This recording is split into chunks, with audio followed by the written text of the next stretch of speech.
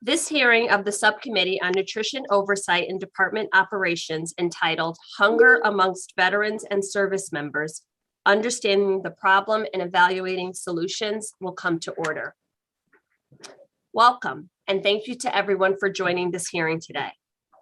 After brief opening remarks, members will receive testimony from our witnesses today, and then the hearing will be open to questions.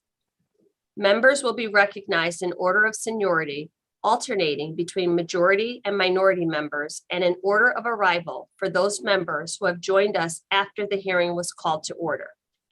When you are recognized, you will be asked to unmute your microphone and will have 5 minutes to ask your questions or make a comment.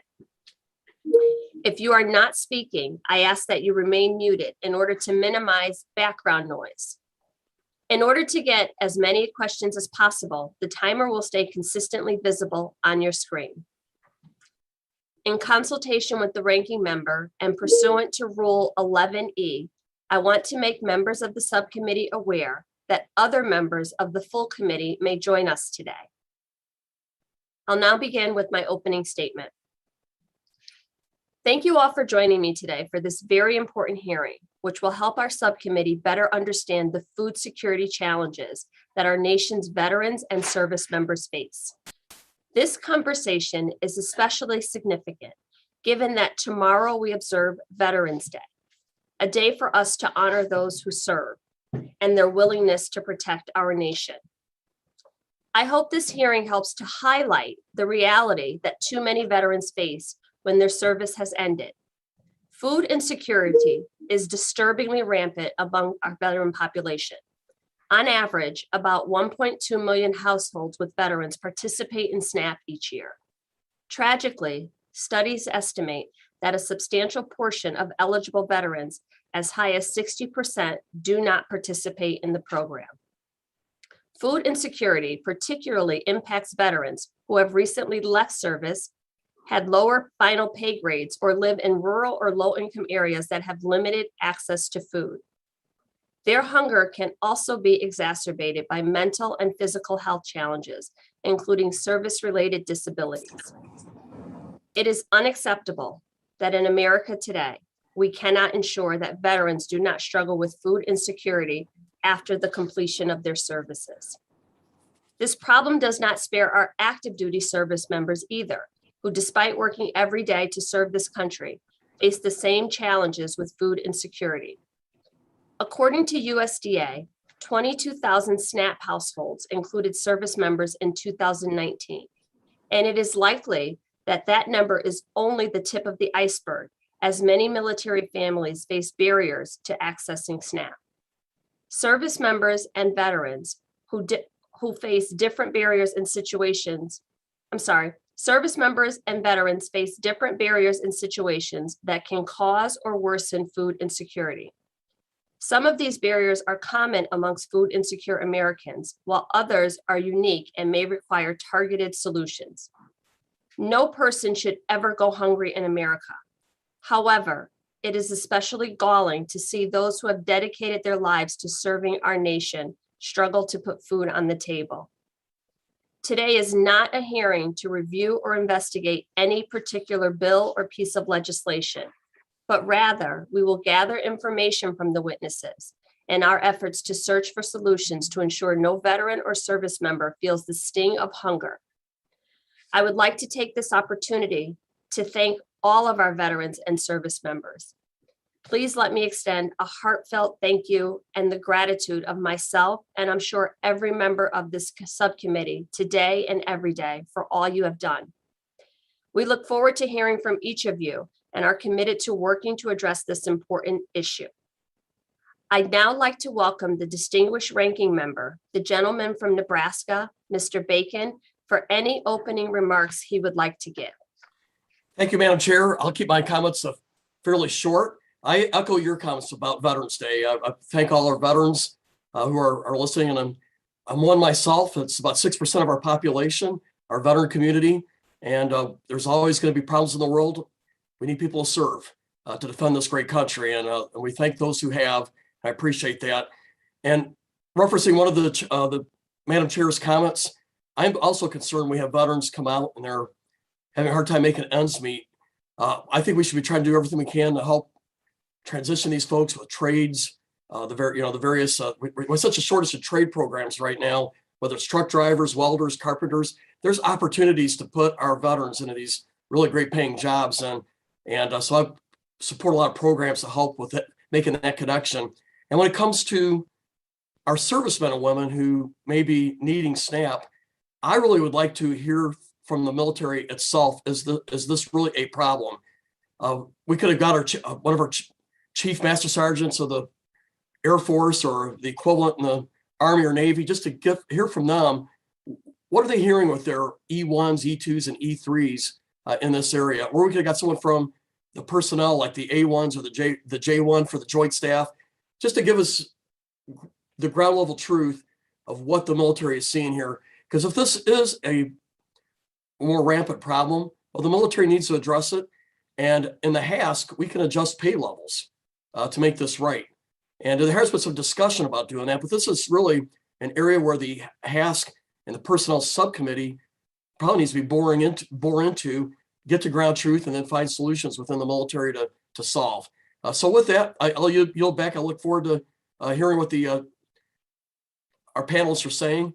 By the way, I did try to invite someone from DOD here, and they did not take the invite. But I think it's important to get their perspective on this. So with that, I yield back, and I thank you, Madam Chair, for the opportunity.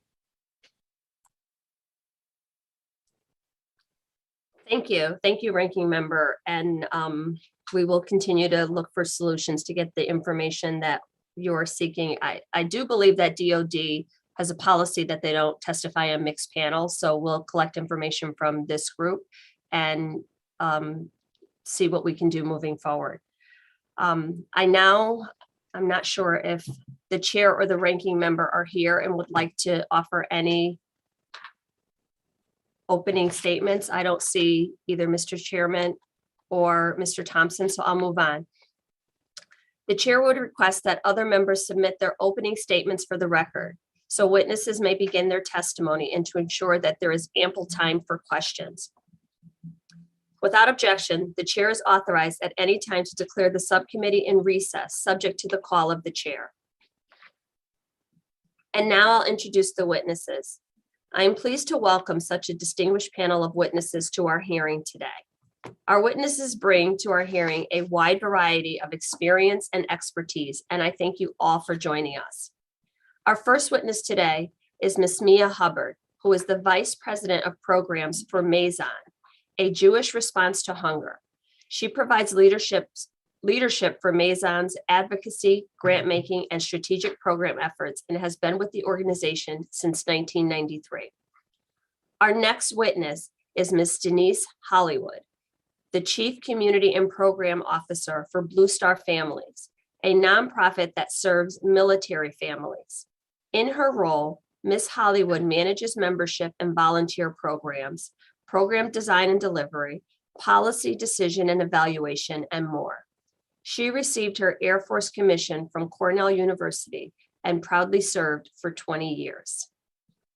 Our third witness is Dr. Nipa Kamdar, a nurse practitioner and nurse scientist who has published several peer-reviewed studies on food insecurity affecting veterans.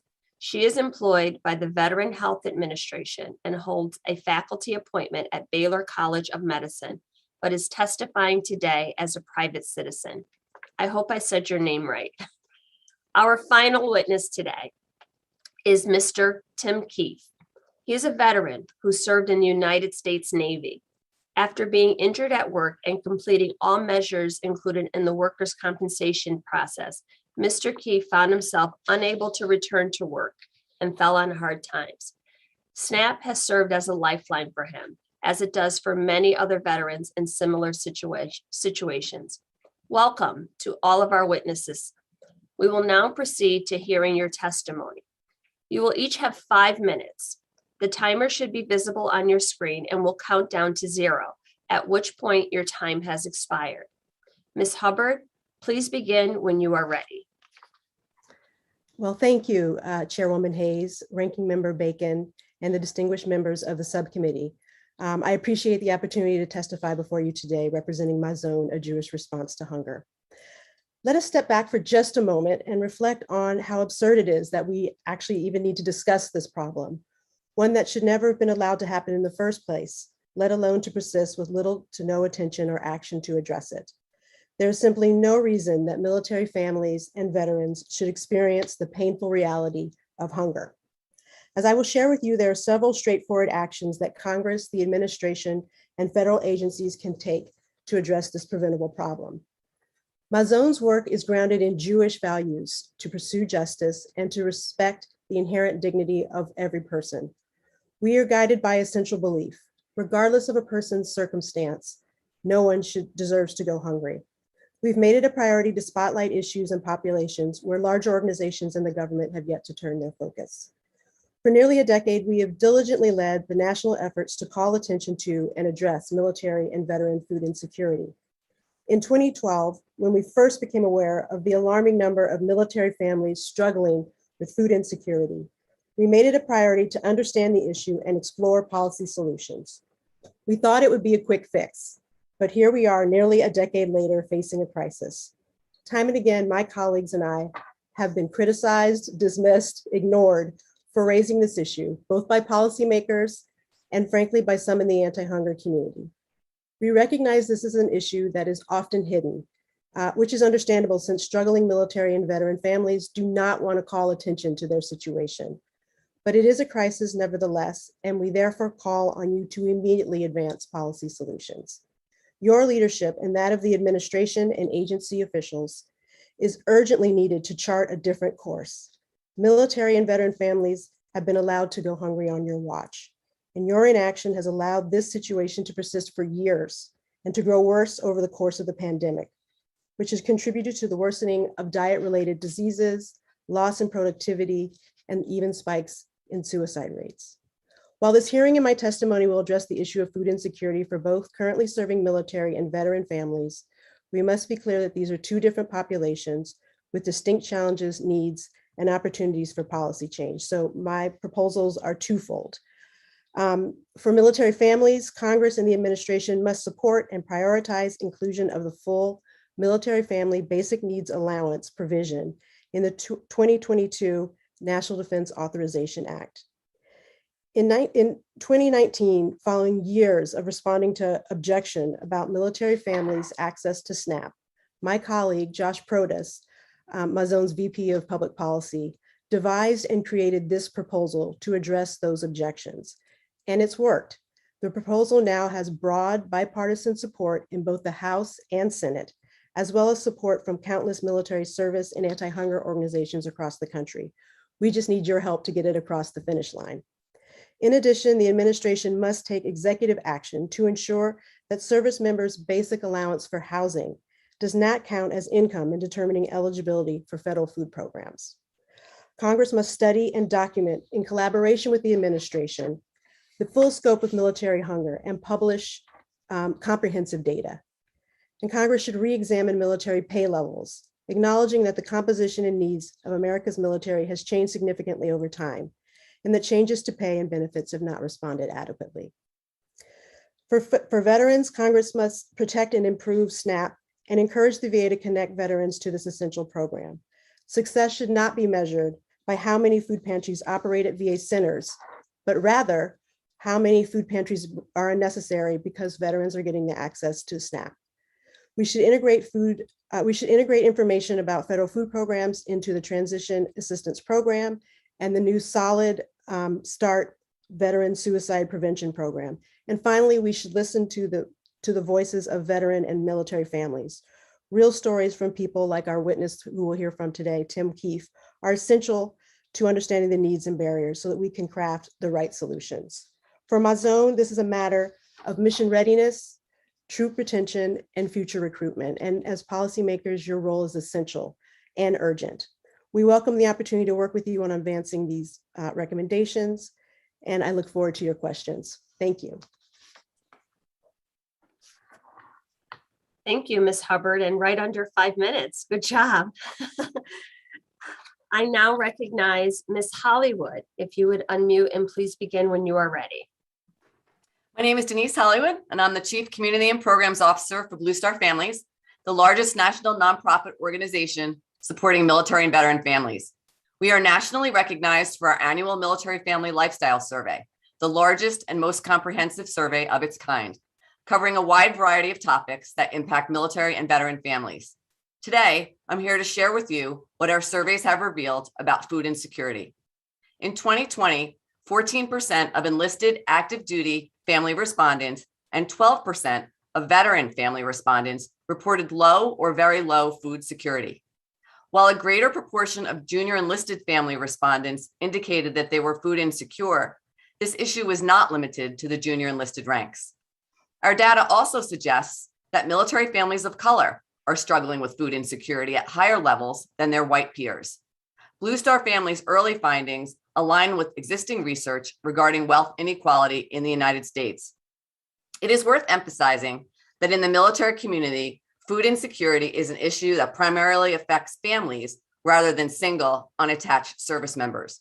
We know from our research that several intersecting structural challenges contribute to military families' financial stress, including military spouse unemployment, the lack of affordable childcare, and high out-of-pocket housing expenses.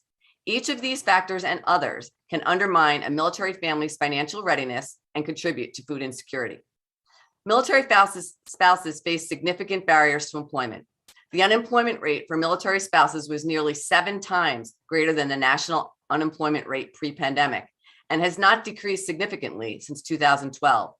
Crucially, the lack of affordable childcare continues to be a major contributor to military spouse unemployment, with 34% of active duty spouses who were unemployed but needed or wanted to work, citing the high cost of childcare as a barrier to their employment. Military family financial stress is further complicated by out-of-pocket housing expenses. Today, the basic allowance for housing is pegged to 95% of local area rent. We see in our data that families that prioritize their children's school, which are most military families, often end up paying significantly more out of pocket than DoD's cost share estimates.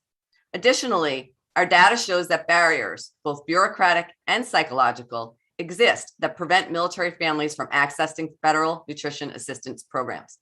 Financial stress and the stigma surrounding needing support does not end when a family leaves the military. To the contrary, a military family's financial difficulties can be compounded by transition-related challenges, thereby leading to veteran food insecurity. Creating the conditions for active duty family financial resilience and destigmatizing the need for assistance will therefore help prevent veteran hunger downstream. The need is great.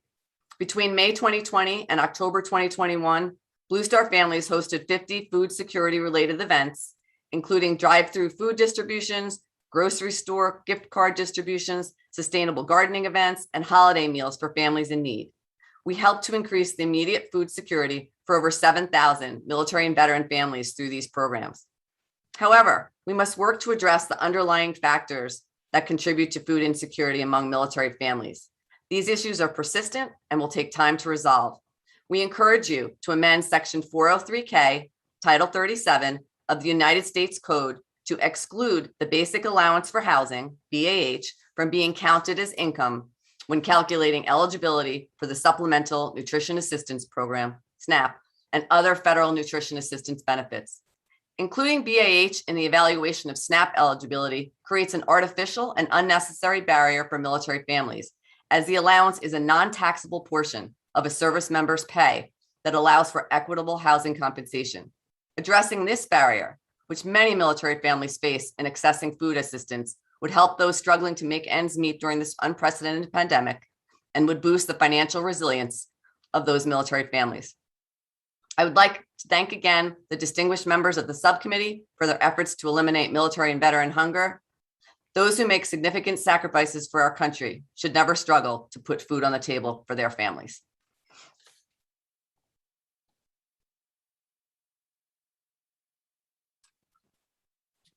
Thank you for your testimony. I now recognize Dr. Kamdir. Please begin when you're ready.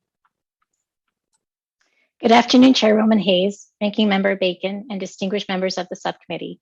Thank you for allowing me to share my work with you.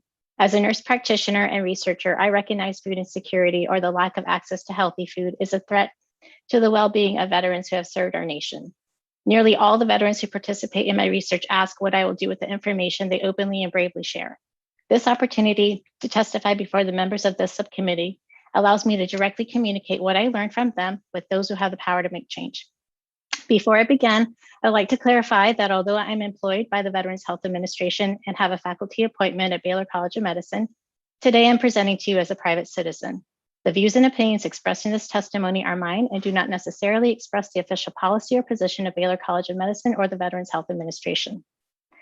One approach to understanding the problem of food insecurity is to place a quantifiable number to capture its scope. Using data from the National Health and Nutrition Examination Survey, I learned that veterans who are food insecure are almost 3 times more likely to suffer from very low food security compared to non-veterans who share similar socioeconomic characteristics like age, gender, and income. My team and I also found that veterans dealing with very low food security have an almost 4-fold increase in odds of suicidal ideation. Although these statistics provide evidence that food insecurity is a serious threat, they do not capture the struggles of veterans who are food insecure. For that, I listened to veterans who have experienced food insecurity and will share some of what I learned. Any names I use are pseudonyms to protect their identity. I'll start with Ed. Ed is a 39-year-old Marine veteran who reminded me that no one is ever just food insecure. Nearly all the veterans I have met in my studies struggle with other basic needs like housing, transportation, and childcare. They are making hard decisions on how to spend their next $20. As Sheila, a 34-year-old single mother of 3 and Army veteran explained, how much I'm spending on gas affects how much I have left over for food. Gas comes over food. Following this statement, I asked Sheila if she ever skipped a meal. She looked at me and said, I've skipped out on meals plenty of times, plenty of days. Too many veterans ration their personal food intake to ensure that their children and others in their family do not go hungry. Some, like Haley, a 35-year-old Army veteran and single mother of 3, have tried to increase their food supply. Haley applied for SNAP 4 times but never qualified. Ultimately, she stopped applying. She said, I've been burned so many times I don't try it anymore. The sense of desolation was shared by other veterans when their attempts to find help fell short. For many veterans like Sarah, a 33-year-old Army veteran, finding help was a matter of luck. Years ago, when she was homeless and pregnant, Sarah's life was gratefully rescued by a fellow veteran on the bus one day when he noticed her Army t-shirt. After asking if Sarah needed help, he directed her to a veterans center where she was fed and connected to much needed resources. This event was a major turning point in her life. What would have happened if Sarah and her fellow veteran were not on the same bus that day? The experiences that these veterans share point to the complex nature of food insecurity and the challenges of finding effective solutions. One approach to finding effective solutions is to use the public health model of prevention. This model consists of 3 levels of prevention: primary, which is focused on preventing the problem in the first place; secondary, which is identifying the problem as early as possible; and tertiary, which is reducing the damage and preventing the problem from getting worse. Most efforts to reduce food insecurity focus on tertiary prevention with food distributions and the USDA food assistance programs. There is also increased attention on screening for food insecurity, which is a form of secondary prevention. However, the most effective, but also the most complex solutions address the root causes of food insecurity. So far, research indicates that veterans find with physical and mental health, housing instability, and financial instability.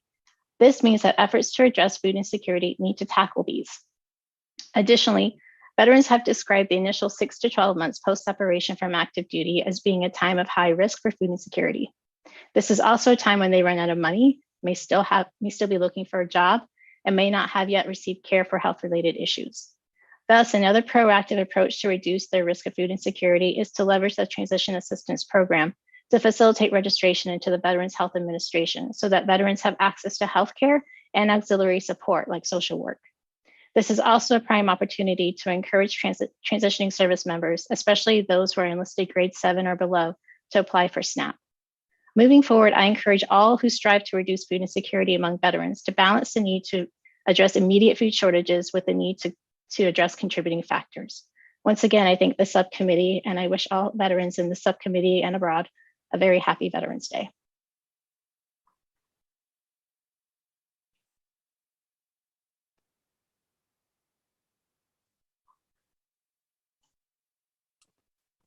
I don't think I was unmuted. Thank you for your testimony. I now recognize our final witness, Mr. Keefe. Please unmute and begin when you're ready.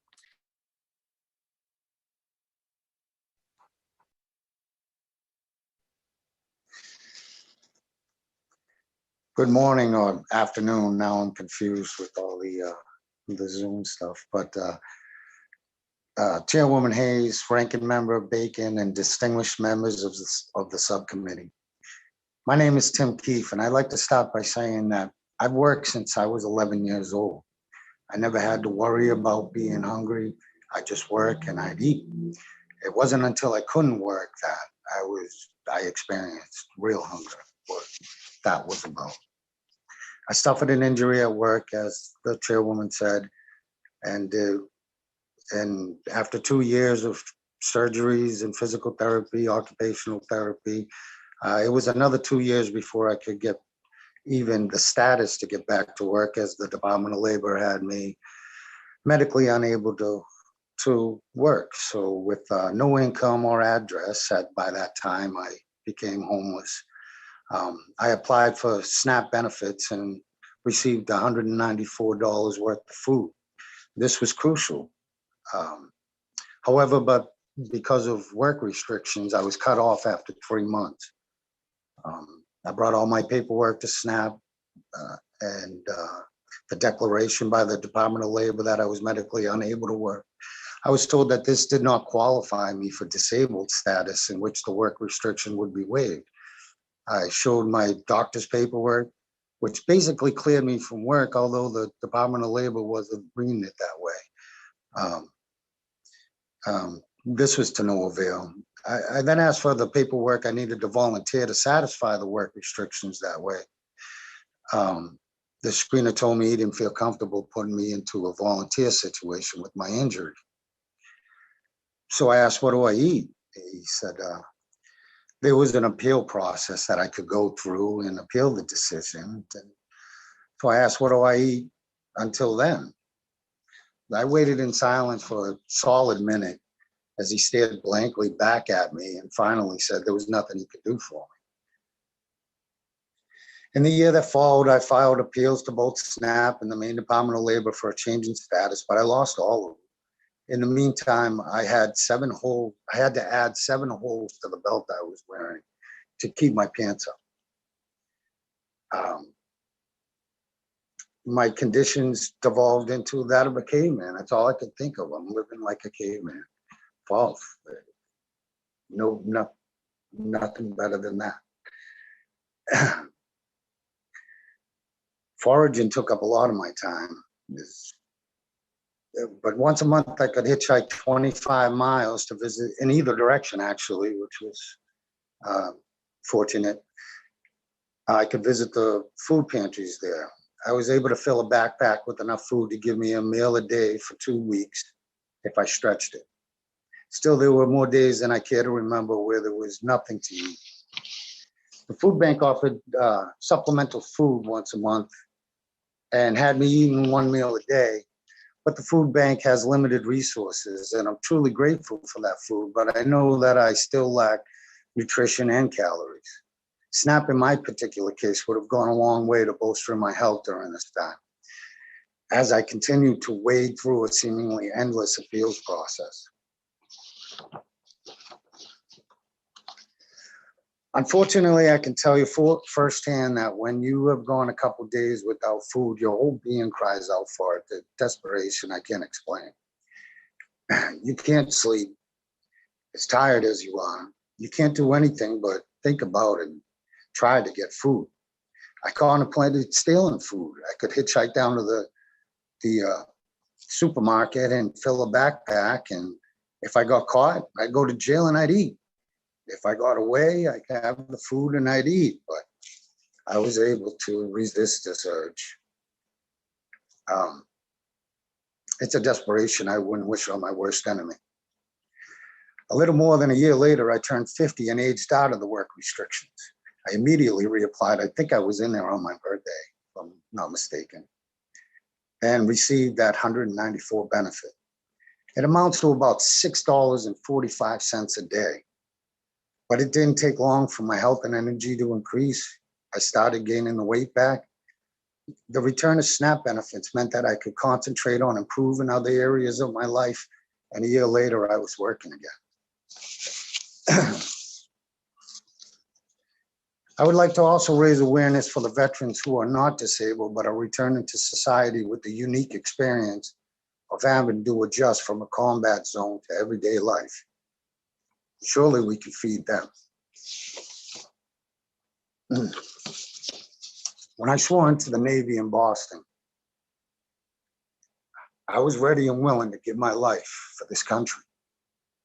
And it seemed like during this time, I couldn't even get a sandwich from them. Thank you.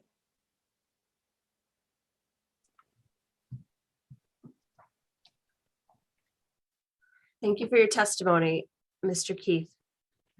At this time, members will be recognized for questions in order of seniority, alternating between majority and minority members. You will be recognized for 5 minutes each in order to allow us to get to as many questions as possible. Please keep your microphones muted until you are recognized in order to minimize background noise. I now recognize myself for 5 minutes of questioning. First of all, Mr. Keefe, thank you for your service and for your powerful testimony. You are exactly what members of this committee, your testimony is exactly what members of this committee need to hear as we search for solutions.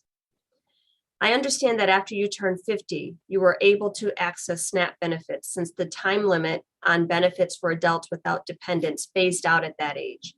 Based on your experience, do you believe that the SNAP work requirement incentivizes work, or do you think they have unintended consequences specifically for veterans?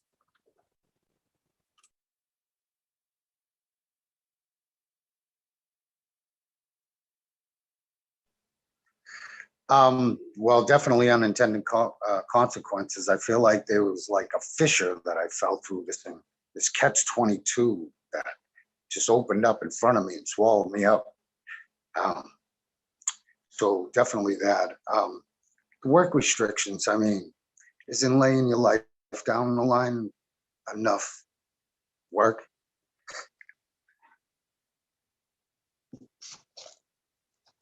Thank you, Mr. Keefe.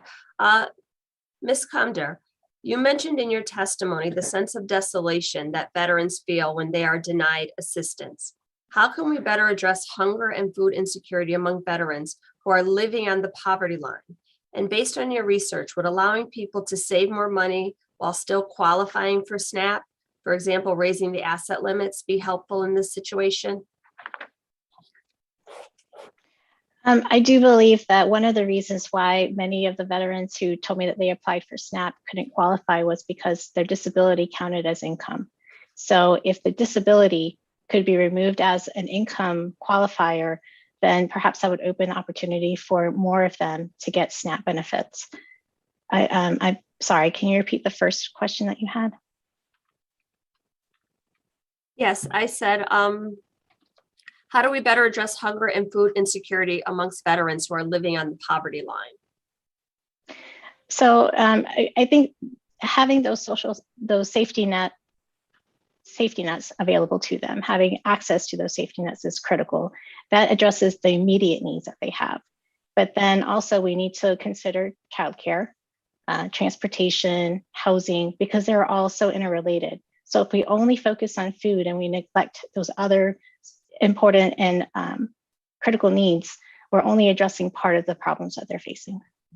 Do you think that we need to make specific changes that are unique to our veterans and service members? Because as you mentioned, it is a different population.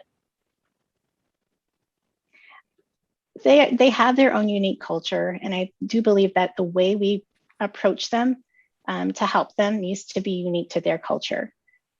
Most veterans I've met don't want to feel like they're getting a handout, but if they can understand that this is assistance that they've earned, that they deserve, and it's presented to them respectively and honorably, those are the approaches that we need to make sure that they're receiving the care with. Thank you. Ms. Hollywood, studies have shown that food insecurity is associated with increased risk of negative mental and physical health outcomes, including depression, hypertension, diabetes, and oral health problems. These outcomes seem particularly problematic for service members whose jobs often depend on staying physically and mentally fit. Do you believe that food insecurity harms our military readiness and recruitment and retention efforts? Our research doesn't have a specific statistic on that, but I would say that just as a veteran who served for 20 years in the Air Force, that anything that impacts our military readiness is an important problem we need to attack. Thank you. I think it's critical to note that this is a population that has higher instances of disability. So we really need to, in my opinion, think about the way disabilities are counted towards benefits in most of these cases.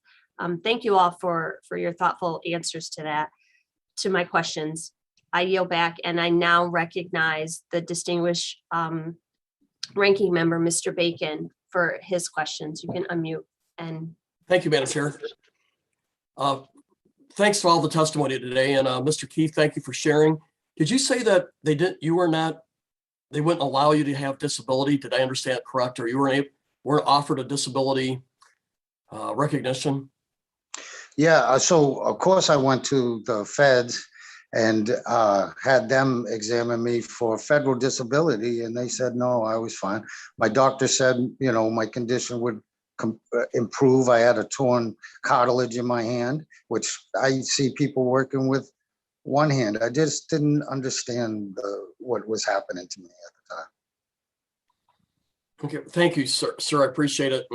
Ms. Hubbard, I've had one of the command chiefs of one of the services visit with me recently, and he told me that the pay for our junior enlisted really hasn't been reviewed in decades. And so what we've seen is, like, every year you get a cost of living increase, but when you do a 3% raise, for example, at a lower pay versus the higher grades, that disparity keeps getting bigger. Would you not think that maybe this is a more effective way of trying to address food insecurity? I would think for our junior enlisted is maybe reviewing the pay. Yes, I agree that military pay levels need to be looked at. And I think that's an issue and a solution that is working, really far upstream on this issue, which is, of course, I think where we all need to focus, right? As far upstream on these issues as we can. It's a big lift, I think. And I think in the meantime, some of the other proposals and solutions that are being put forth and that we'll discuss today, I think can help these families to be able to put food on the table. But yeah, I agree. I think, we have so many more enlisted members who are supporting families and need additional supports. And so we really do need to look at how the composition of our military has changed over time and make sure that our pay and the benefits are supporting them adequately. Okay, well, thank you. I appreciate that feedback. And I'm hearing some feedback from our most senior enlisted leaders in the military, thinking it's time that the HASC, or the Armed Services Committee, and the Personnel Subcommittee maybe take a look at this. And I just heard that last week, in fact, from one of them. So and maybe I'll turn over to Miss Hollywood, excuse me. I know we've worked hard on extending family tours or tours of our enlisted so that spouses could get employment more easily so they don't lose their jobs. We're also working on licensing laws so that if you're licensed in Virginia, it will work in, say, Illinois or whatever, and so forth. Are you seeing a positive impact here on some of these adjustments we're making on families for spouse income? Sir, the needle is moving, but it's not moving nearly fast enough. And the primary reason why it's not is the childcare issue, because the licensing is great, but if we don't fix the childcare issue, we're never gonna move the needle on military spouse unemployment. Now, most bases offer childcare. So are you saying it's not enough capacity at each base, or some bases not doing? Because every base I've been on has childcare provisions. In my active duty life, I was a squadron commander for those units that did run childcare facilities, and never enough capacity. Never enough capacity, coupled with that coupled with the cost, and granted, childcare facilities on military installations are subsidized, but there's just increasing costs on and off installation. So that's really a primary concern of military spouses that has prevented successful military spouse, the unemployment for military spouses for the needle to move like we'd like to see it. Okay. Well, I don't know if it's, I'd be curious to get from the military subcommittee if this capacity's gone down or up. I did 30 years in the Air Force, and where we were at, like at one base, we had 2 child carers there. So it's maybe hit and miss depending on which base. But I think most of the bases I've been on have tried to provide that capacity because I know it's a concern for a lot of families. You mentioned you didn't think we should count housing or the substance, the food allowances towards pay. But for some, that's over 1,000 or it could be up to 1,500. It varies based on where you're living. But you don't think they should count that towards determining SNAP income? Is that what I'm hearing?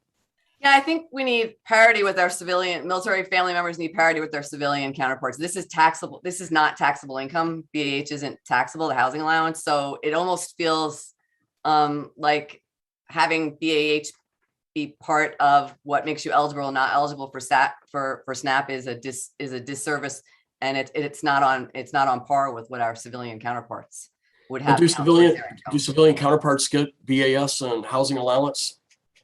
No, but their salaries would be reflective of those different allowances.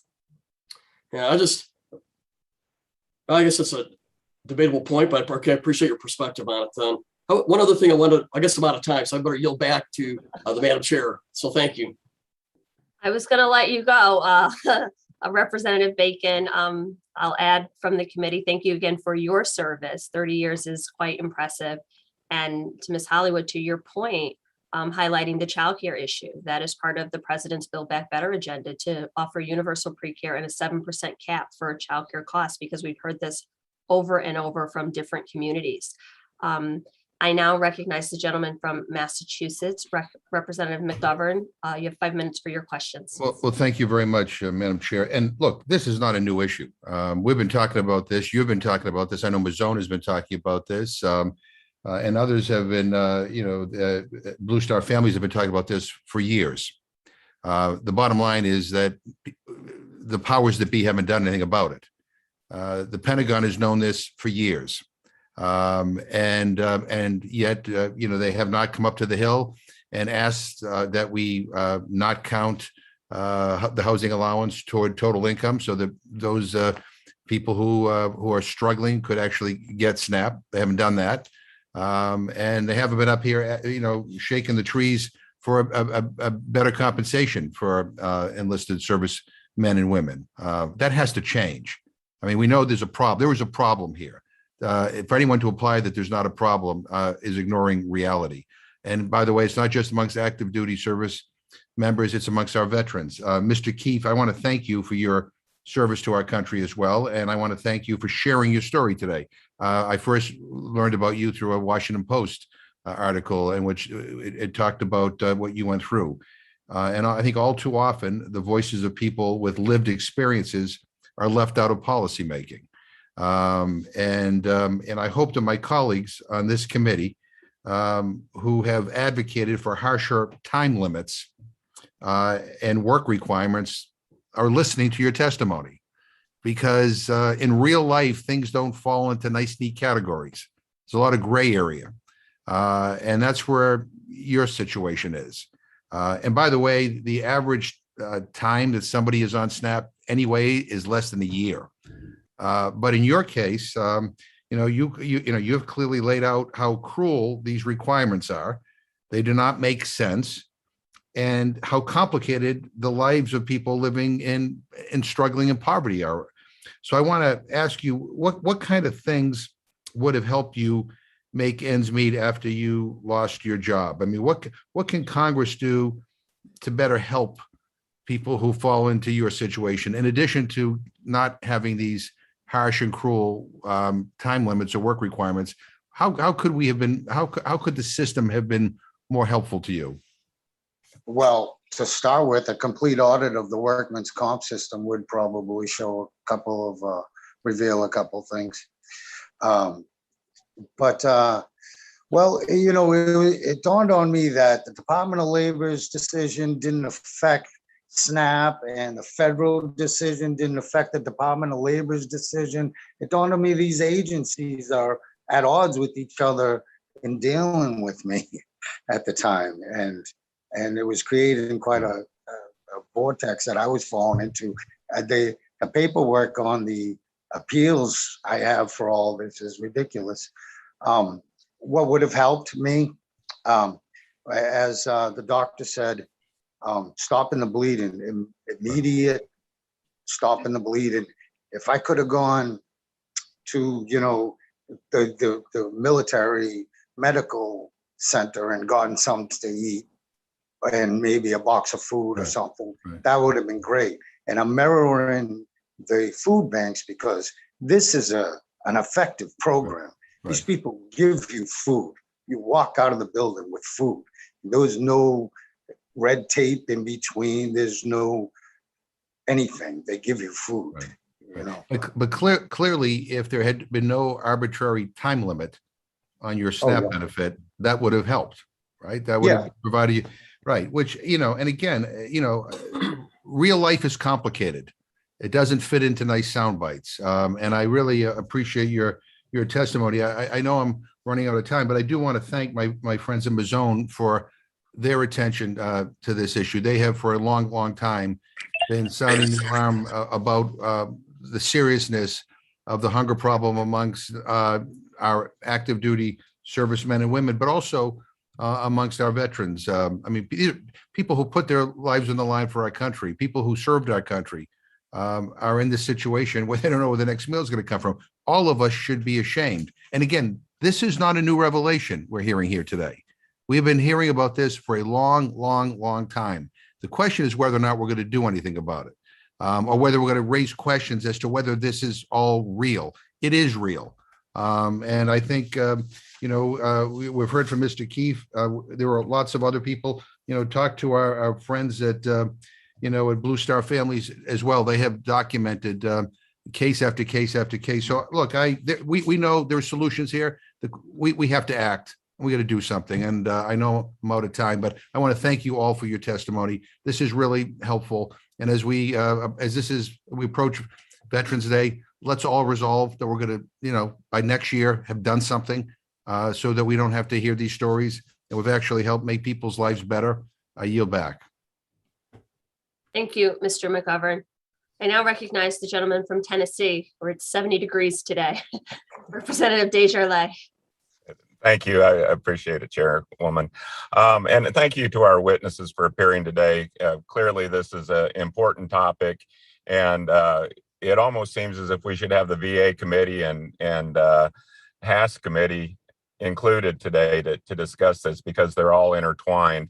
And we don't want to see anyone in the country go hungry, but we certainly owe a debt of gratitude to our service members and our military veterans who, as our witness said, put their lives on the line for us. And we want this not to be one of their problems. But I would like to note that the House Armed Services passed the fiscal year 2021 and 22 Defense Authorization Act that all included provisions related to military hunger and the issues that we're here discussing today. The DOD had asked for an extension, now I guess on 2 occasions, to address the reports of hunger within the military. And now the report is due on March 31st of 2022. So I think we should all encourage the department to publish this information so we can get an accurate grasp on the situation and see what committees of jurisdiction should get involved here. Like I said, I think probably VA, HASC, and possibly Ag. Now, it's interesting, in the 28 Farm Bill Conference Report, we did attempt to address this. Chairman Conaway had suggested that $500 of the BAH not be included. And for some reason, Mazon's reaction, among others, led to that provision being dropped from the fiscal 2018 Farm Bill. So I do take a little issue, Ms. Hubbard, with you saying that nobody cares and nobody's tried to do anything. That maybe wasn't enough, but it was something. And I'm not sure why that olive branch was rejected. So I guess I would just close with, again, thanking all of our veterans and military personnel. We certainly want to solve this problem, and I'm committed to working with those other committees to find a way to alleviate this problem, and wish everyone a happy Veterans Day, and I'll yield back. Thank you, Congressman. I now recognize the gentlelady from North Carolina, Representative Adams. You have 5 minutes for questions. Thank you, Chairwoman Hayes and Ranking Member Bacon for hosting the hearing today. And thank you to our witnesses for your testimony, and to our 2 veterans who are speaking today, who are witnesses. Thank you so much, Ms. Hollywood and Mr. Keefe, for your service. You know, it's disheartening to know that so many of our veterans and our military families don't know when their next meal will be. No one in this great country, especially the men and women who wear the uniform and bravely serve, should ever go hungry. But we must address longstanding barriers to veteran and military families' participation in SNAP with innovative and proactive solutions, which is why earlier this year I introduced the Closing the Meal Gap, a bill that would eliminate eligibility time limits and unrealistic barriers for SNAP. Provisions like these are crucial and would prevent SNAP recipients from losing their benefits when they're not able to meet work requirements. For example, how we heard today of Mr. Keefe's testimony, creating a barrier to food access does not help anyone secure employment or make our communities healthier. So, Mr. Keefe, thank you again for your service and your willingness to share your story. Can you provide an estimate of how long after you became food insecure did you first apply to SNAP for benefits? Well, I wasn't until after the workman's comp had run out. So 2 years after my injury. Mm-hmm. And so then they gave me 3 months worth, which was the stipulations, and then cut me off abruptly. Wow. Okay, were you screened for food insecurity at a healthcare facility while you were getting treated for your injuries, or provided with resources to prevent you from becoming food insecure and homeless? Well, they asked if you had food, but that was about it. Really, there was only the food pantry was my life. Yeah. Okay. Really, they were the only ones offering. Right. I think you've already indicated at least what you think Congress can do to make sure that the veteran experiences that are not the same kinds of hardships that you experience. So thank you for sharing that. Ms. Hollywood, as we all know, again, thank you for your service as well. The basic allowance for housing is currently considered as income when determining service members' eligibility for SNAP. So do you know why SNAP doesn't exclude the basic allowance for housing as income, but WIC does? I don't know the answer to that, but I do know that is definitely a barrier to that having the BAH be part of income is definitely a barrier for military families, as is the fact that BAH is only pegged at 95% of the local area's rent. So that difference, that 5%, is another barrier, to be honest, for military families. Ma'am. Right. Ms. Hubbard, can you respond to this question? Yes. I mean, I think from where we sit, it's simply an oversight. And the BAH, that the BAH is not listed among many exclusions that are included in the SNAP program. So, that include, has already been mentioned, it's not counted or considered income for federal income tax purposes. And for most federal assistance programs, it's not treated as income. And so, it's really seems to be an oversight, and, it may have been unintended, but it's persisted. Right. Okay. And so now it's Right. a choice, and we need Thank to you. make change. So Dr. Camber, you mentioned that efforts to prevent food insecurity need to start prior to separation from active duty. So could you please elaborate briefly on what efforts we should be focusing on and how Congress can help in this regard? Well, as I said in my statement, my suggestion is that as the veterans are going, or as the transitioning service members are going through the TAPS courses, if there's a way that they can be signed up for healthcare through the Veteran Health Administration, that would at least connect them with healthcare so that there's not a gap there.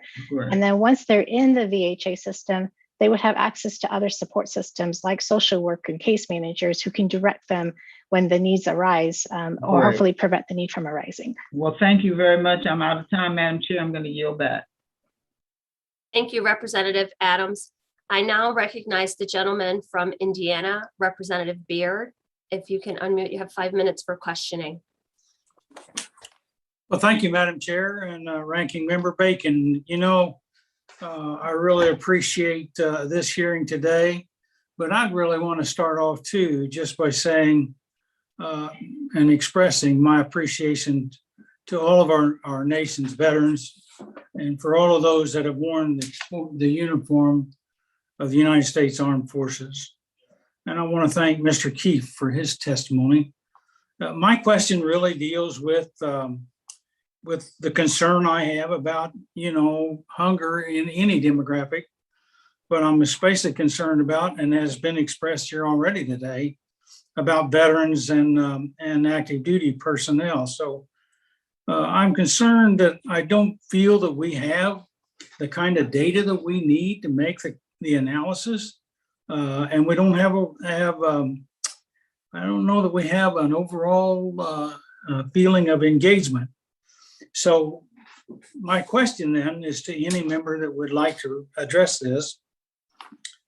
The organizations that you represent, and have you conducted research and come up with various conclusions on this topic? And then I want to know how you've tried to share or have shared that with DOD or the VA or the House Armed Services Committee. So any one of you that would like to start is welcome. If you want me to do it. No, I'm actually happy to chime in. Thank you.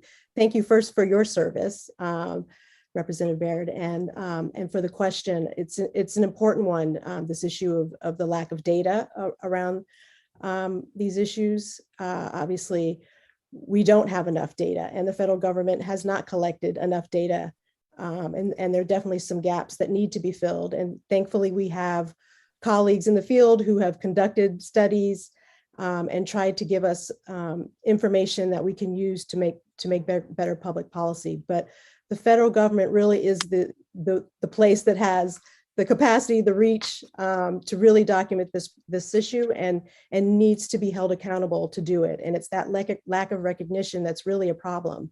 And it's simply unacceptable that we don't have the data. And I guess I would say not only does the government need to be held accountable, but it's also not an excuse for inaction. And hungry families, they can't wait for data. They can't eat another hunger study.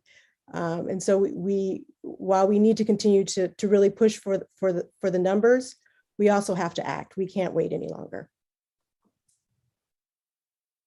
Dr. Kamdar? I said I'm presenting today as a private citizen, so I really can't speak about any data that's in the VA or elsewhere. I will say that we have been able to use data from surveillance surveys like the Current Population Survey and the National Health and Nutrition Examination surveys, but it would be nice to have additional data. Ms. Hollywood? Sir, we've been conducting the annual Military Family Lifestyle Survey for 10 years now. So we do have data that I think could help us get the ball moving forward in the right direction, along with the data from the U.S. Army Public Health Center that was conducted recently among 11,000 soldiers at 2 different installations. So I think there's some data, there's a data baseline, continued data analysis and would always be welcome. But I do think there is enough data now to actually help move the needle in the right direction. Thank you. Dr. Kimdor, I've got about, it looks like 58 seconds left. And so my question to you is, I really appreciated you recognizing that veterans really are a unique culture, and in and on themselves, there's a bond there that as you approach them, you have to make sure you approach them appropriately. But I just thought I might ask you exactly how you think we ought to address homelessness, hunger, and unemployment for veterans.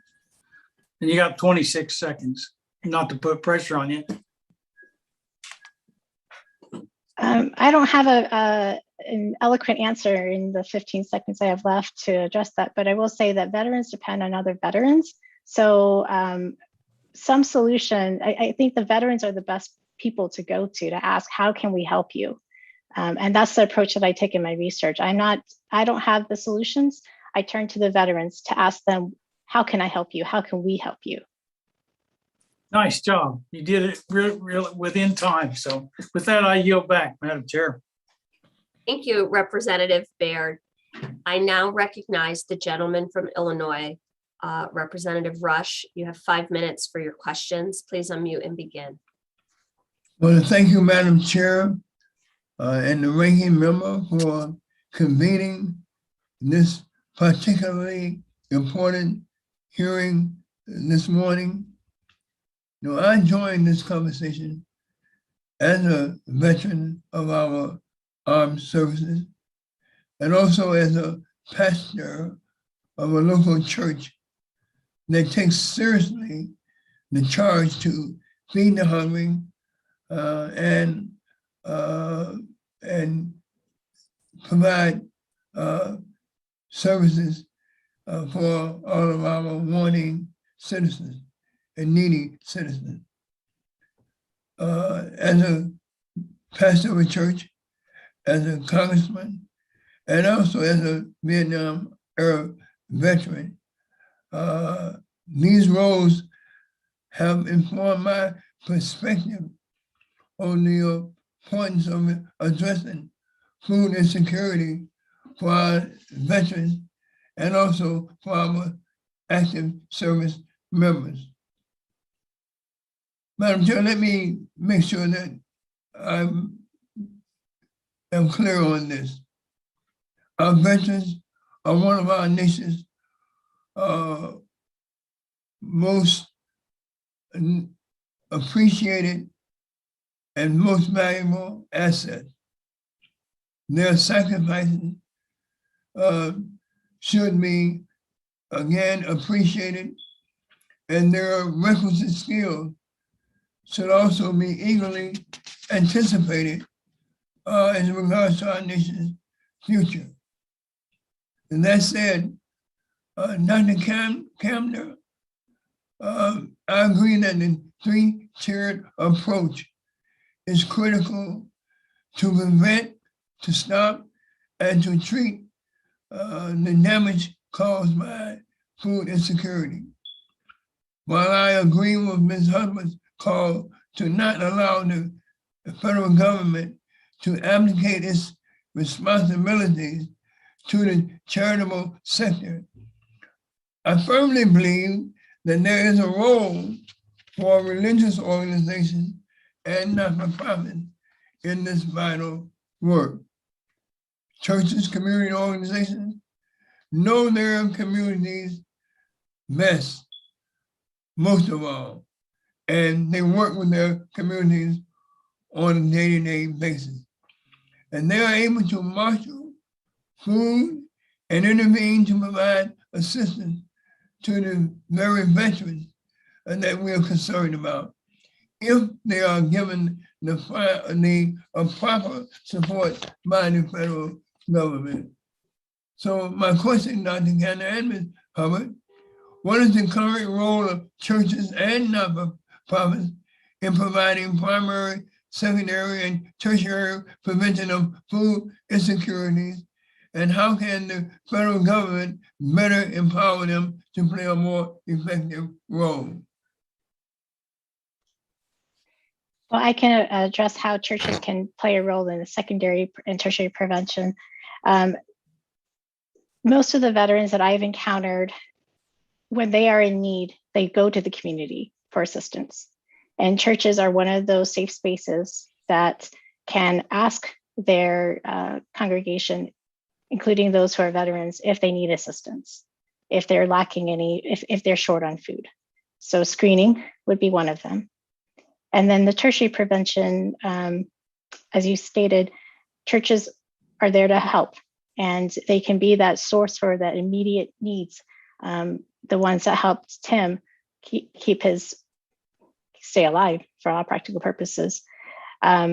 So they can be a source of immediate relief, but they can also be a source that can help connect veterans to other resources that they need to address those upstream barriers that they may be facing. So if there is a support mechanism that can help them address those questions that they have, be a source of support, not just providing the food, but also helping to help them be an advocate. Madam Chair, I only have a few seconds, so I yield back the balance of my time.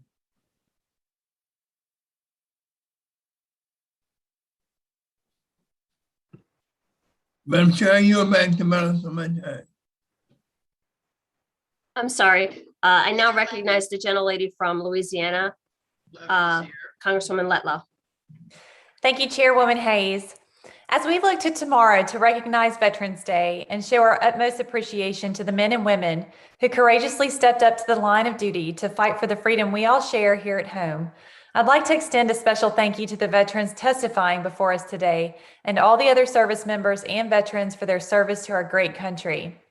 Given the sacrifices of our servicemen and women, I believe it's only right that we in Congress ensure that our military and veteran families have the resources and care they need to prosper. However, for the purpose of this hearing, I echo the sentiments that my Republican colleagues have shared before me. Some of the topics discussed today are the direct jurisdiction of the House Armed Services Committee and matters pertaining to the Department of Defense. While the Agriculture Committee has oversight of the U.S. Department of Agriculture's supplemental nutrition programs, the committees of jurisdiction and the DoD need to be at the table to provide their insight and findings as it relates to the financial stability of active duty members and those transitioning out of the service. Ms. Hollywood, in your written testimony, you highlighted the barriers that military spouses face when considering gainful employment and how it contributes to families' financial stress. Can you speak to the Workforce Development Services Blue Star Families undertakes, specifically for unemployed spouses? Yes, thank you. One of the things that we really strive to do at Blue Star Families is partner with other organizations to share resources. So we are a hub of resources for military spouses to help them find not only resources on the training side to help them get some of the needed training they may need. Maybe they've been out of the job market for a few years because they were living in a state and then they moved to another state and couldn't find similar employment. So not only do we find those additional resources, we provide mentorship opportunities, and then we also connect with industry partners who are really looking to increase their pipeline of military spouses. I think the more we can educate industry on the ongoing problems with military spouse unemployment, the more we can get industry to employ our military spouses and learn about their unique situations as a result of being a military spouse. Thank you. That's encouraging to hear. I do have a follow-up question as it relates to our veterans. Does Blue Star Families provide any services for individuals transitioning out of the service to help them find post-active duty employment or help them navigate other programs offered? And how would you measure the success of these programs? Yes, we do provide those programs. Our programs are open to both active duty and veteran families. So any transitioning veteran who would like to come in and take part of any of our programs, that is an option for them. We measure success of our programs through an annual impact survey. And we also do program evaluations after each particular program that we do. So I'd say we've had some good success moving the needle and trying to get military spouses employed. We've hosted, I think our current pipeline of military spouses who are looking for training is over 10,000 people. So just getting folks in the door to try to get resources, I think is also a measurement of success on the military spouse front. Thank you so much, Ms. Hollywood. I yield back. Thank you, Representative Letlow. And I'll just add that while hunger is a very complex issue and there are multiple committees that have jurisdiction, the House Agriculture, Nutrition Oversight, and Department Operations Subcommittee, this committee, has jurisdiction over policies and statutes related to nutrition, including SNAP, domestic commodity distribution, and consumer initiatives. So it is absolutely something that we should be working to try to address. I now recognize the gentleman from California, Representative Carbajal. You have 5 minutes for questions.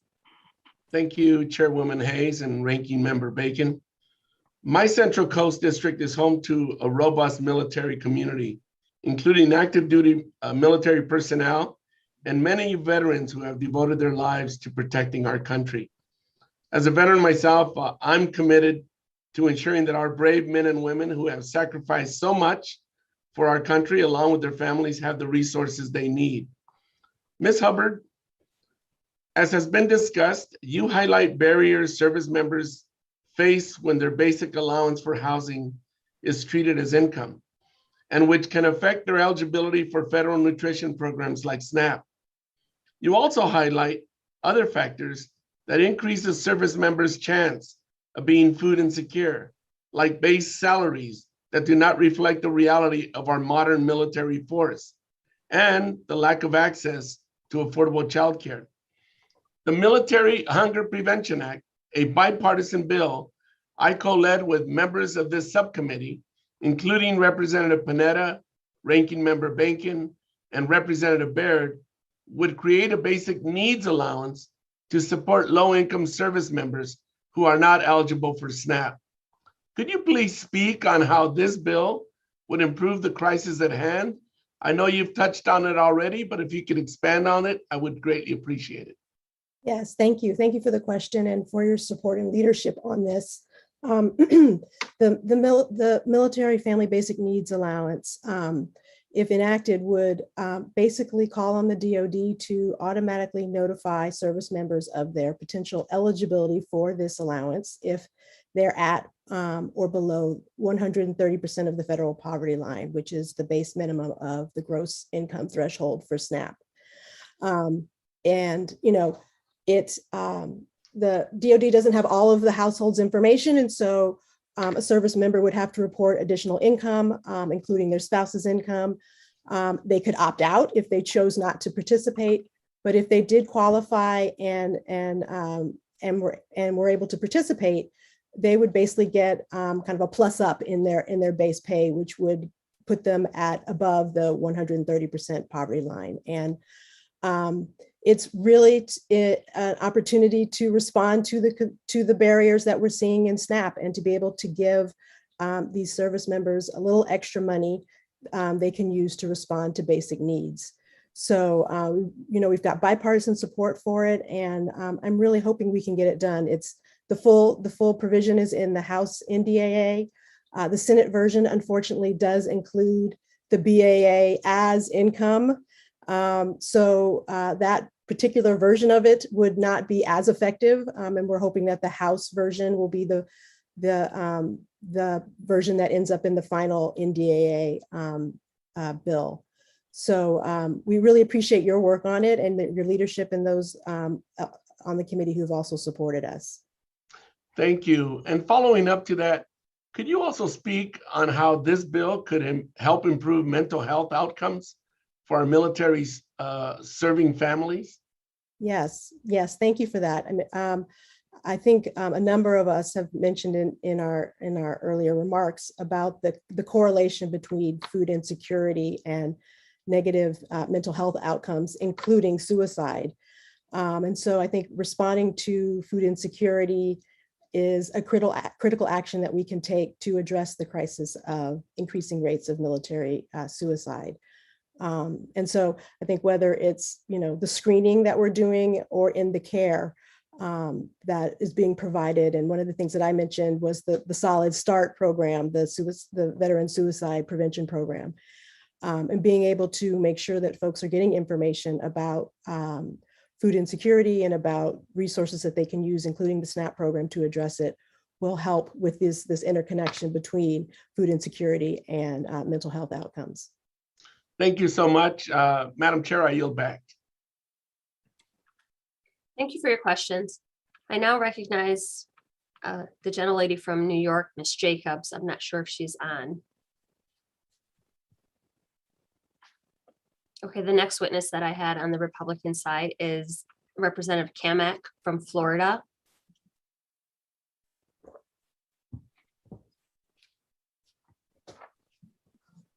Okay, I recognize the gentleman from California, Representative Panetta. You have 5 minutes for questioning.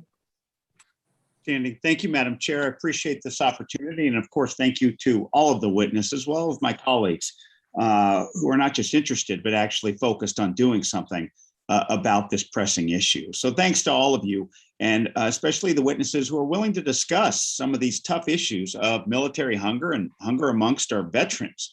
As you've heard, and I think we all kind of believe that these issues really represent a failure of our government to serve those who have served us. And today, you and my colleagues that we've heard from have expressed a number of the complicating reasons, but also some solutions that we can put forward here in Congress to help. For example, we've heard how the USDA counts the BAH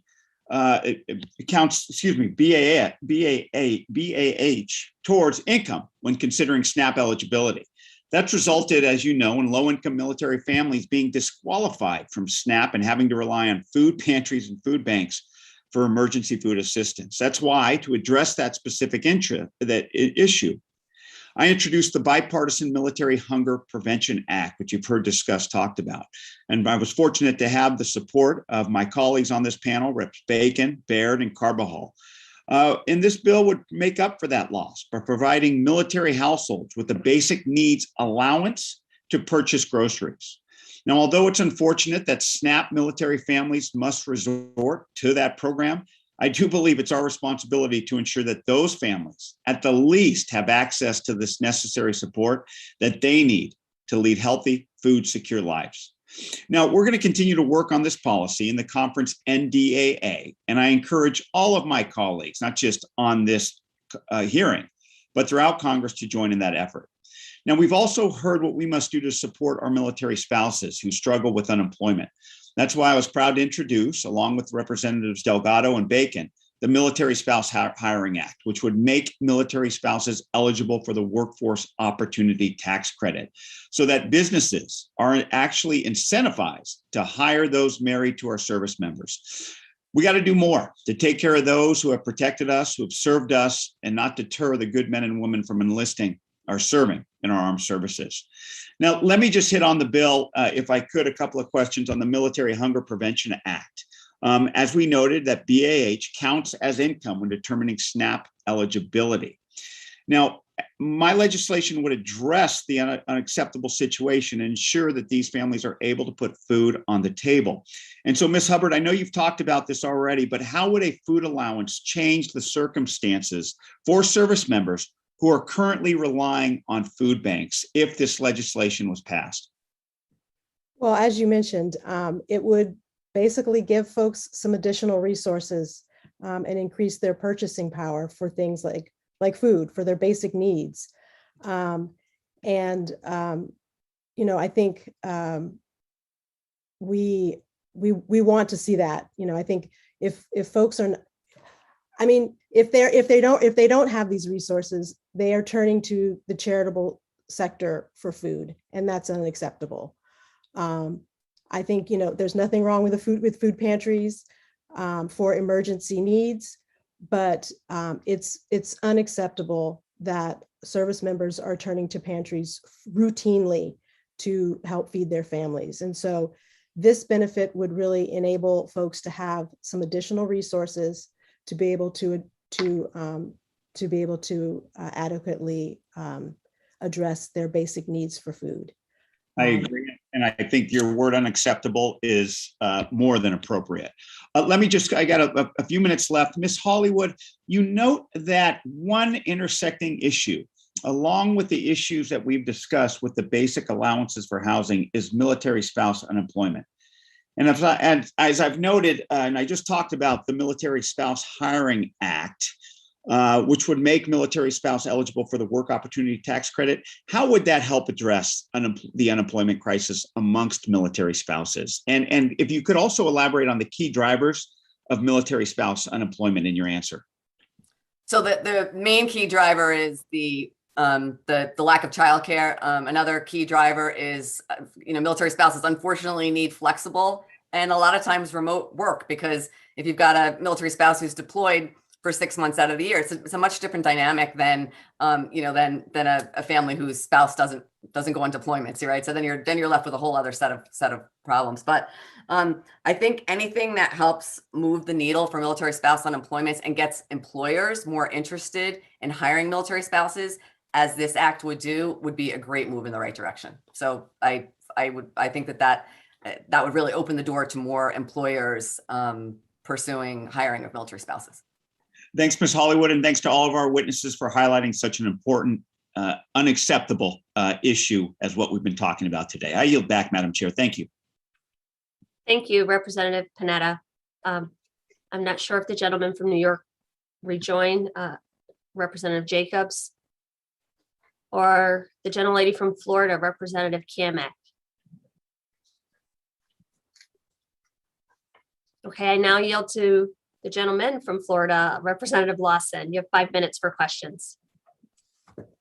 Thank you very much, Madam Chair. And I would like to say Happy Veterans Day to all of those members on this committee who are veterans and served for so many years.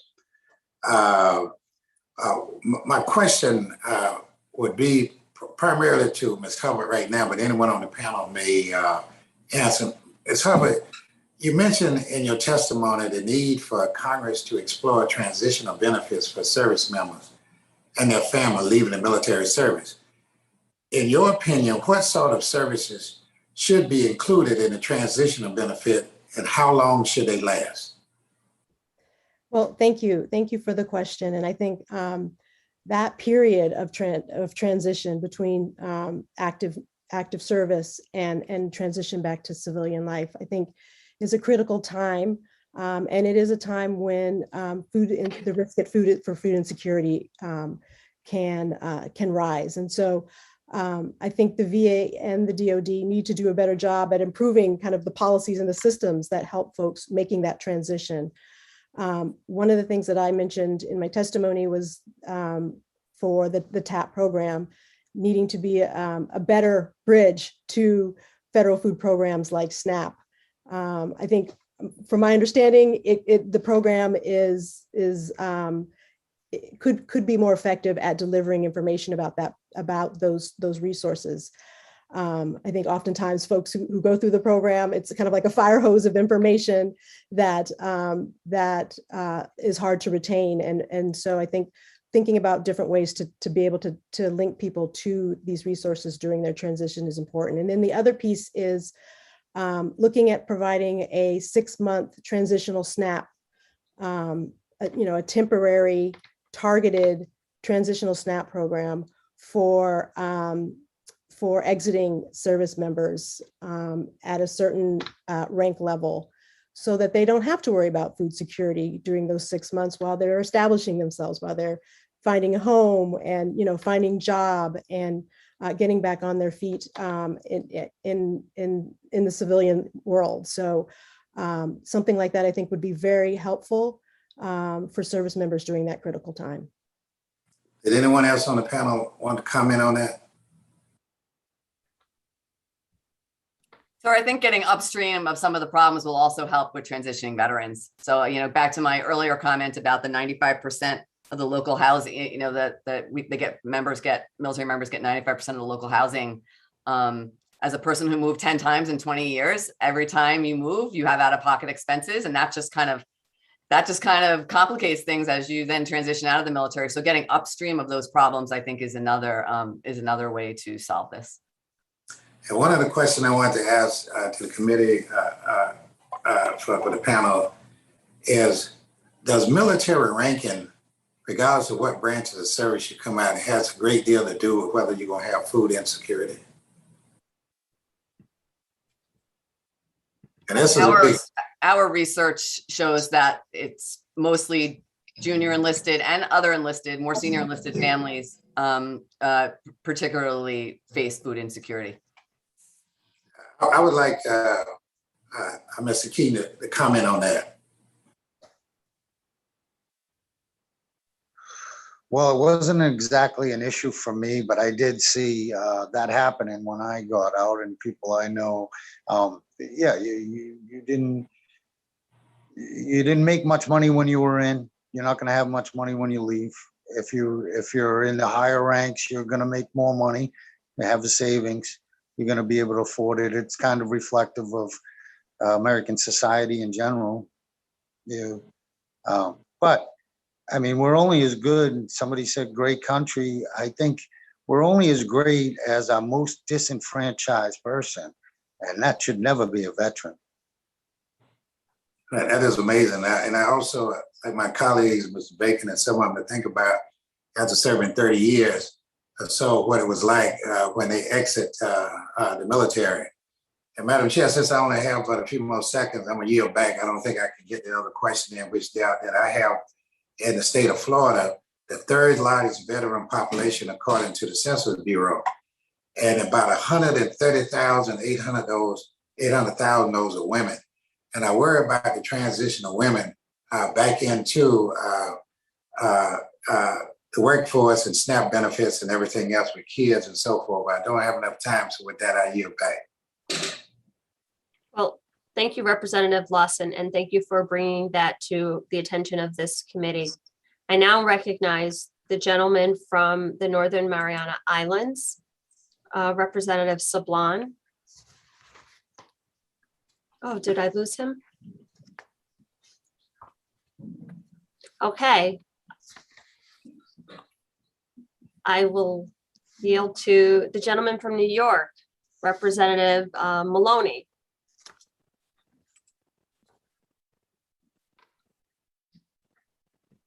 Moving right along, we have a guest joining us today, the gentleman from Georgia and chairman of the House Ag Appropriations Committee, Representative Bishop. Welcome to our committee. You are recognized for 5 minutes for questioning. Thank you very much, Madam Chair. Let me thank all of the members of this subcommittee for your attention to this very, very important issue. Let me also commend Representative Panetta and for the introduction of the Military Hunger Prevention Act, which is very much needed. And I certainly agree 100% with the need for the basic needs allowance. But I'd like to ask Ms. Hollywood, Ms. Hubbard, and then Mr. Keefe to comment about their knowledge of the bill that we have introduced along with members of this subcommittee dealing with military hunger, the Equal Access to the Right Nutrition Act, the EARN Act. I think there have been a number of hearings where Ms. Hollywood and Ms. Hubbard have participated. I'd like for you to comment on it. Based on what we've heard today, the need for a national eligibility threshold, for example, the need for the transitional assistance, the need for a better data collection, to be able to actually document, which we've been looking forward to, the need to have the Department of Defense and the Department of Agriculture work out some kind of cooperative agreement so that they can together address this problem for our military families. The possibility of an automatic enrollment for our military families who would be eligible for SNAP. The basic allowance for housing looked at as we compare that to Section 8, for example, of HUD, which is exempt in calculating SNAP benefits. But for a military family that lives on post and receives the basic allowance for housing, they're penalized. So with that background, let me ask Ms. Hollywood and Ms. Hubbard to comment on how the EARN Act would complement the Military Hunger Act that Mr. Panetta has offered and which we hope will soon become law. Thank you, sir. I mean, the EARN Act has been helpful in raising awareness about military food insecurity and short-term solutions like the EARN Act, inclusion of the basic needs allowance in the NDAA, and removing barriers to SNAP eligibility from the Farm Bill, even more broadly, are extremely helpful. I do believe, though, in the long run, that the root causes that I addressed earlier in my testimony really need to be resolved in order to prevent this problem from existing in the first place. And thank you, Congressman Bishop, for your commitment to ending hunger among military and veteran families. I think the EARN Act has really started and contributed to this larger conversation about how to address these issues in a comprehensive way. And I think we welcome any legislation that's going to generate more conversation about potential solutions. And we welcome the opportunity to work on this with you, and also to be a part of future hearings where we're able to explore this particular piece of legislation further. I think from where I sit, I think the single most important thing that we can do right now is pass the military family basic needs allowance provision in the NDAA. It's on the table now, and it would provide immediate assistance to families. But we certainly look forward to exploring other viable options to address this issue. That one piece of legislation and that one provision is not going to, get us there. It's going to be a great start, but we definitely would be open to talking about other ways that we need to address this issue, because it's been too long of an issue to have been ignored the way it has.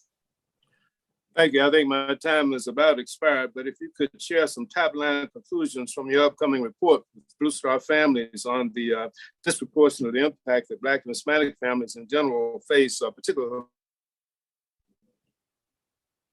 Can you share top-line conclusions quickly?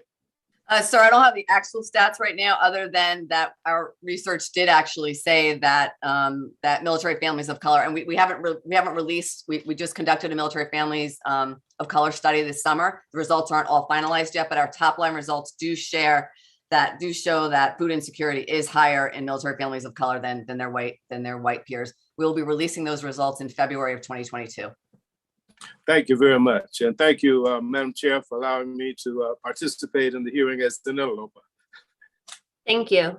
Thank you, Congressman Bishop. I now recognize the gentleman from New York, Representative Baloney. You have 5 minutes for questions. Well, I thank the chair so much for convening this hearing, and I'm particularly delighted to learn more about this subject and to see my constituent Denise Hollywood here from Port Jervis, New York.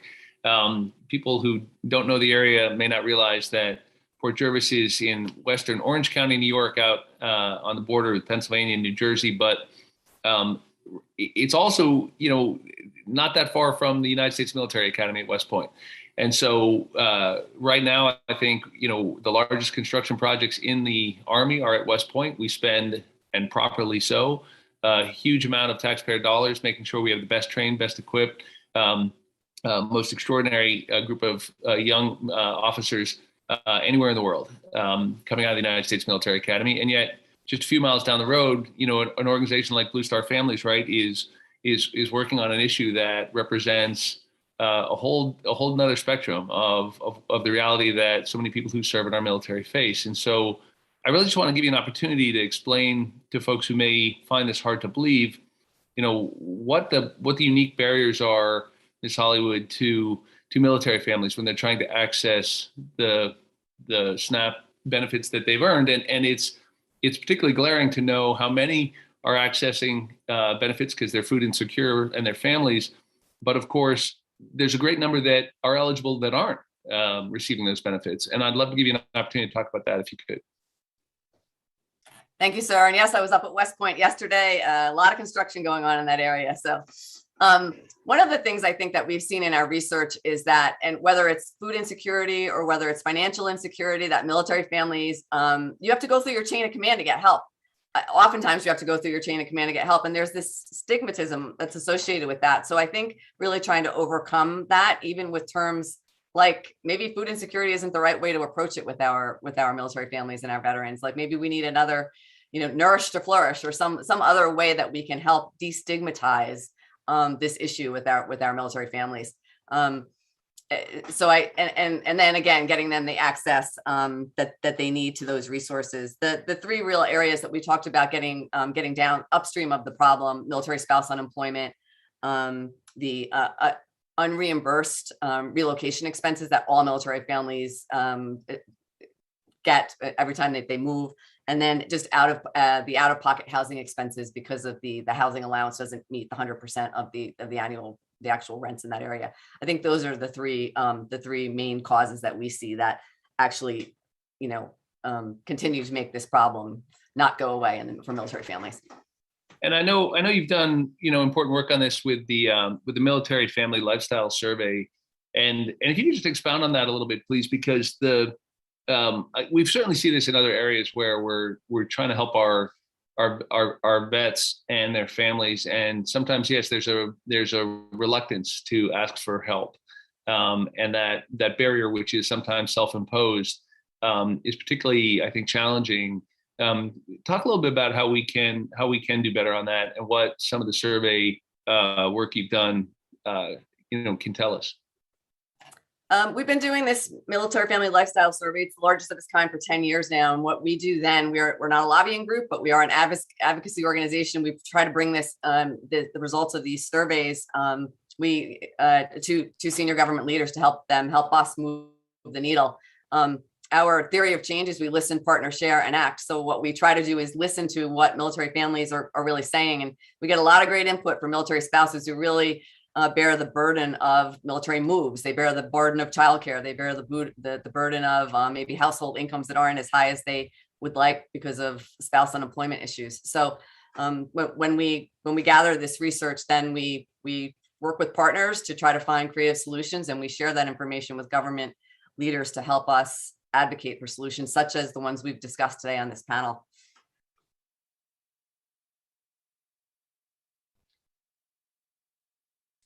Representative Maloney, you're muted. Excuse me. Well, thank you so much. And we really appreciate your help in shining a light on this important issue, particularly as we celebrate our veterans and military families on Veterans Day. So thank you all for your important work. And thank you, Madam Chair, for holding this hearing. And I yield back.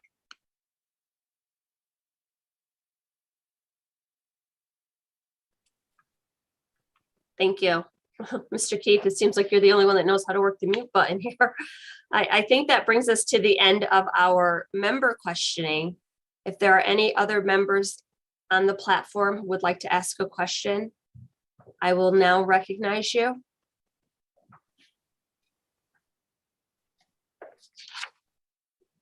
Okay, with that, I invite the ranking member, Congressman Bacon, to share any closing comments he may have. Thank you very much. And again, I thank our panelists for being on today and sharing your perspective. Madam Chair, I have a statement from the American Logistics Association. They provide some details how the supply chain also affects food insecurity for our military. So I'd like to submit that for the record. Without objection. Thank you. Also, I just want us to be careful. If we start talking about change in BAS and BAH, in the end, we do not want it to become considered taxable income for real taxable income, because it'll end up being a 10 or 20% cut with taxes being taken out for these individuals. So we just want to be careful how we address this, in my view. And I had maybe a follow-up question, but maybe it's too late to get the panelists to comment on this. There was a mention on there that minorities are affected more. I would love to get a little more detail how that works, if it's the same pay, the same thing. So maybe I'll come back and try to get those details, because I'd like to understand that better. And I will just also commit to the chair lady and to the team that I'm going to write a letter to DOD. I want to get their position on this. I could do it. I'm also on the HASC. I could do it either way here, but we need to know, is this a real issue with our junior enlisted ranks? And if it is, the military needs to say it is and give us the scope of the problem. And we need to work into it and lean into it and figure out how we're going to fix this. So with that, Madam Chair, I just appreciate the time to make some closing remarks. Thank you. Well, thank you, Representative Bacon, and thank you for your unique perspective on this issue. And again, thank you for your service. I would also like to sincerely thank all of the witnesses today. We genuinely appreciate you for being here to share your experiences. Your testimony and answers to our questions paint a picture of the challenges faced by veterans and active duty military members that we will need as we work to remedy this problem on this committee. I hope we can all agree that even one hungry veteran or service member is too many. I ask the other members of this committee to reflect on what we have heard today and to come together to find solutions that will ensure our veterans and service members have the basic dignity of knowing that they will have food on the table for themselves and their families. Under the rules of the committee, the record of today's hearing will remain open for 10 calendar days to receive additional material and supplemental written responses from the witnesses to any questions posed by a member. This hearing of the Subcommittee on Nutrition Oversight and Department Operations is